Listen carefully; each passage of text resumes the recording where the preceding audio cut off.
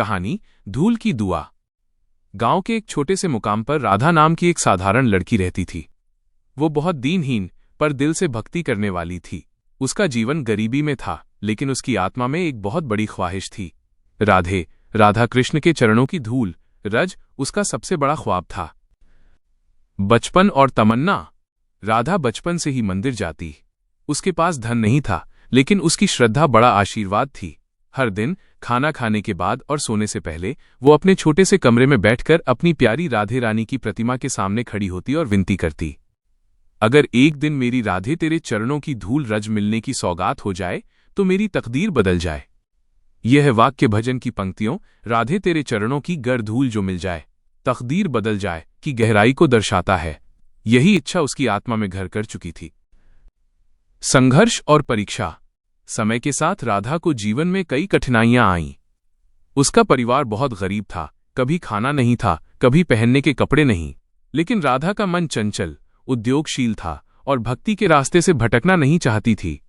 भजन की पंक्तियां, ये मन बड़ा चंचल है, कैसे तेरा भजन करूं, जितना इसे समझाऊं उतना ही मचल जाए। उसकी श्रद्धा उसकी ताकत बन गई। जब गांव के लोग उसे मजाक में कहते, तुम छोटी बहुत लड़की हो, भाग्य में क्या लिखा है, राधा झुकी नहीं बल्कि और गहराई से भजन गाती और अपने विश्वास को मजबूत करती।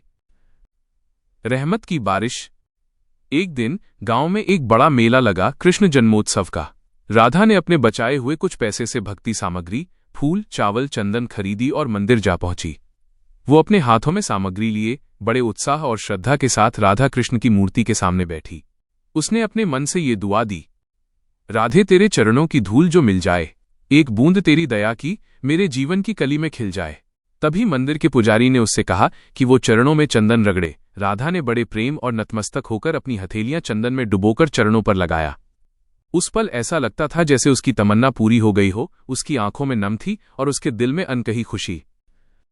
आत्म जागरूकता और बदलती तकदीर। उस दिन के बाद राधा की जिंदगी में एक सकारात्मक मोड़ आया। उसके पास पहले जितना पैसा नहीं था, लेकिन उसके काम में ईमानदारी बढ़ गई। गांव के लोग देख रहे थे कि कैसे वो बिना घमंड के प्रत्येक काम को भगवान के नाम पर करती है। उसकी मेहनत, उसके उपकार और उसके दिल की सच्चाई लोगों को छूने लगी। राधा के जीवन में तकदीर बदलने की वो बात सच सी लगने लगी। न कि सिर्फ बाहरी बदलाव, बल्कि उसके भीतर शांति और आत्मविश्वास आया। भजन की उस पंक्ति, सच कहता हूं तकदीर बदल जाए, उसकी आत्मा की गूंज बन गई। अंत में दावत और दृष्टि। कहानी के अंत में राधा को एक दिव्य अनुभव हुआ। एक रात्रि में उसने सपने में देखा कि राधा रानी या राधा कृष्ण उसके सामने खड़े हैं। वे मुस्कुरा रहे थे और उन्होंने उसकी हथेली में कुछ रज, राधे के चरणों की धूल दी। आंख खुलते ही राधा ने अपनी हथेली देखी। वहां हल्की सी चिर-उत्थर जैसी चमक थी, लेकिन असल चमक तो उसके दिल और उसकी आत्मा में थी। अब राधा जानती थी कि धूल सिर्फ एक प्रतीक थी। उसकी भक्ति, उसकी दुआ और उसका समर्पण उससे कहीं ज्यादा महत्वपूर्ण है। उसने महसूस किया कि उसकी असल धूल, उपलब्धि वो है जब भगवान के चरणों तक पहुंचने की उसकी चाह उसके आत्मा के हर हिस्से में उतर चुकी है।